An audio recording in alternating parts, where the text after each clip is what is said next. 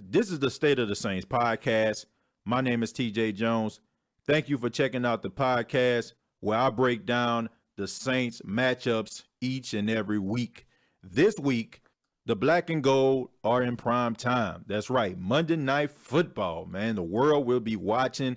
The bright lights will be on when the New Orleans Saints take on the Washington Redskins. So many storylines about this game. We all heard Drew Brees is 201 yards away from breaking the NFL's all-time passing record. We hear about, a lot of the things. The Washington Redskins are a red-hot team. Seem like they got everything together. Alex Smith, the new quarterback of the Washington Redskins, no longer have Kirk Cousins. Alex Smith is a guy who doesn't make mistakes. The Washington Redskins look good defensively. They're running the football with Adrian Peterson. A lot of things going on, and everybody's asking the question, will the New Orleans Saints have what it takes at home to knock off the Washington Redskins? Well, first off, before I break down this game, I just want to say I know Drew Brees is going to break this record. No doubt in my mind. It's just a matter of when. Is he going to do it in the first half or if he's going to do it in the second half? But I just want to say this before it even happened. Congratulations to Drew Brees, because you got to give credit where credit is due, man. You look at Drew Brees, he's under 6 feet tall. People say he's 6 feet, whatever. But he was always the quarterback that nobody really paid attention to. Even in the national media, they don't want to pay attention to Drew Brees. The only reason why the national media is paying attention to Drew Brees right now is the fact that he's about to break this record. That's the only reason they're paying attention to him. Drew Brees never gets the respect he deserves. And Drew Brees has been knocking on the door to greatness for years now. Now, we as New Orleans Saints fans, we understand how great Drew Brees is, especially if you were a New Orleans Saints fan growing up in the 90s.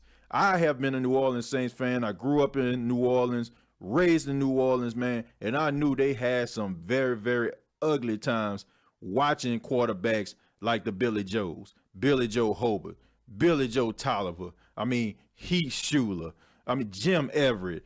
Come on, man. The list goes on and on. Terrible quarterback play. But when Drew Brees came through the door in 2006, he basically changed the culture of New Orleans Saints football. You have to be indebted to him as long as you live, as long as you are a Saints fan, what Drew Brees has done. But the national media doesn't pay attention to that because the New Orleans Saints aren't in a big market. Let's just call it what it is. They're not in a big market, so nobody pays attention to them. They're so in love with Tom Brady. When Peyton Manning was playing, I know Peyton Manning is a New Orleans native. We got love for Peyton Manning. But at the end of the day, Drew Brees has always been running the race with those two guys, but the world just doesn't pay attention to him for some apparent reason. But now he's getting the attention he deserves. It's been long overdue. And now they're going into the Superdome tonight to take on the Washington Redskins. I'm going to have to say this. This is not a give-me game for the New Orleans Saints. If you have watched the New Orleans Saints go up against the Washington Redskins over the years, you know that this is not an easy outing. The Washington Redskins give the Saints everything that they can handle. Honestly, man, the Washington Redskins completely go toe-to-toe with the Saints. This is almost like a Rocky and Apollo Creed. Every time you see the Washington Redskins go up against New Orleans Saints. I know y'all can go back for some of my Saints fans during the Super Bowl year when the Saints played the Redskins. The first half of that game, the New Orleans Saints looked absolutely terrible. It took a lot of luck. Yeah, I'm calling it what it is. Sometimes it's good to be lucky. It's better to be lucky than good, right? That's what they always say. It's better to be more lucky than good sometimes. That's how it goes, right? But in that game, the Saints had a lot of things going their way, man. They was able to edge that game out. The Washington Redskins seem to always have the Saints number, but the Saints always seem to find a way to beat the Washington Redskins. Tonight, I'm really, really nervous, man, because I feel like the Washington Redskins, they have a lot of players that played on that team last year where the Saints came back in the last 5 minutes of the game. And these guys probably have a big chip on their shoulder. They really are anticipating playing these Saints, and they're going back to the scene of the crime where they feel like the biggest heist of the century, probably in the eyes of a lot of Redskins fans, and they can right the wrongs of last year. So do I think that the Saints are going to win this game? Absolutely. The only reason why I feel like the Saints are going to win this game is I feel like a lot of players, even though they're trying to not make this such a big deal, they want to win this game for Drew Brees. They not only want him to break the NFL's all-time passing record, but they want him to be a winner in the process. The New Orleans Saints on last week, they played the New York Giants. They played one of the best games they played defensively. I mean, they really didn't give up too many big plays. P.J. Williams, he was in the slot. He was taking a place of an injured Patrick Robinson. I think that is his spot. He don't need to be on the outside. I mean, because if he gets on the outside, he toast. I mean, you basically can just run street routes right past him. He is not an outside corner. In a slot, that's his home. Keep him there. I'm interested to see, can Ken Crawley have another good game? He had a good game last week. He didn't give up any big plays. I mean, of course, he's not a shutdown corner. He's going to give up something. But I want to see if the Saints secondary can get the job done. The Washington Redskins do have some decent receivers, but they're not any household names. I mean, these guys get the job done, and they got to be ready because Alex Smith is a good quarterback. I know a lot of people talk about him. They say that, you know, he's a game manager, whatever that means.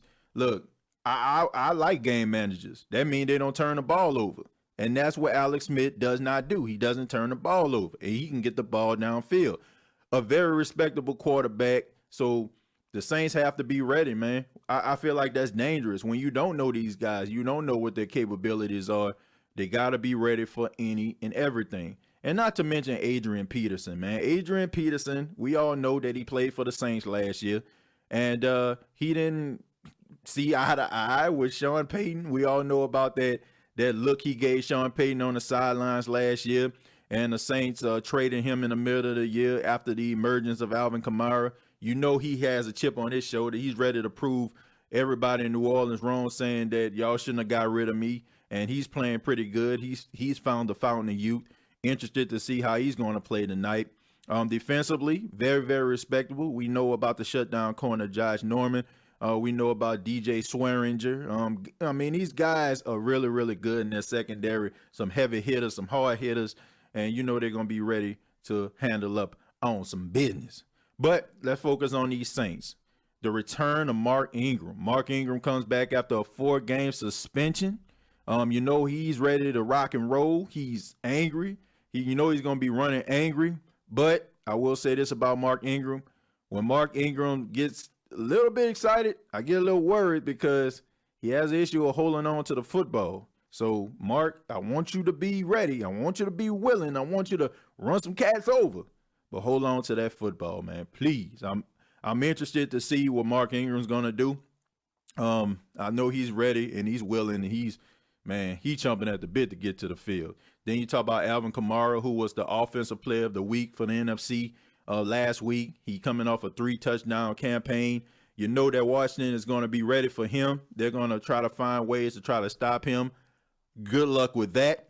And we got Michael Thomas. Michael Thomas had a relatively quiet game. I mean, we got to call it for what it is. Shouts out to Jack Rabbit Jenkins on the New York Giants team. I mean, he basically kept Michael Thomas in check. Michael Thomas is looking to have another big game. You know, for the last 3 games of the season, he was catching 10-plus catches. He only had 4 last week. And, you know, he's ready to go out there and catch some passes, man. This is going to be a good game. But there's one person. We got to address this elephant in the room. And I know a lot of people won't pay attention to it, but I am. I'm interested to see what Traquan Smith is going to do. 1 catch for 18 yards all season long. This guy is a 3rd-round draft pick. He's supposed to be a burner. The guy was basically having a great preseason. And since he got to the regular season, I don't know if he's having problems with plays or he's not trusting himself, or he still has butterflies, he's nervous, but he has to step up. Ted Ginn Jr. is not playing in this game. He is out with a knee injury. This is his moment to shine. This is his time to show the world on a major stage that he can be a good receiver. I ain't going to say great. I need to see good. I mean, I don't know what he has, and the world doesn't know what he has, and the Who Dat Nation don't know what he has. We have to see something from Traquan Smith. There are no excuses. We are 5 games into the regular season. It is time for him to step up. I am going to say that he is going to have 4 catches, and he's probably going to have about 54 to even 60 yards. And then Cameron Meredith, hey, I know you had this ACL injury. I understand that the Saints are slowly trying to bring you back, but it's time for you to step up as well. You caught a touchdown a couple weeks ago in the game against the Falcons, but last week, I didn't see you, bro. I seen you make 1 catch, but the Saints didn't pay you all that money for you to have 1 catch. Time for you to step up. We know Benjamin Watson is going to handle up on this business, and we are going to see a very, very good game. And my prediction is I feel like the Saints are going to win this game. I got the Saints winning 30-26. 30-26. The New Orleans Saints just edge out the Washington Redskins. No, this ain't about to be no blowout. It never is when the Redskins play against the Saints. Well, that's my prediction. I'd like to know what you all think. How will the New Orleans Saints fare against the Washington Redskins? We're going to be back when the game is over to give a little post-game analysis of the New Orleans Saints versus the Washington Redskins, and hopefully we can break down how the great Drew Brees is the all-time leading passer. This has been the State of the Saints podcast. Who dat?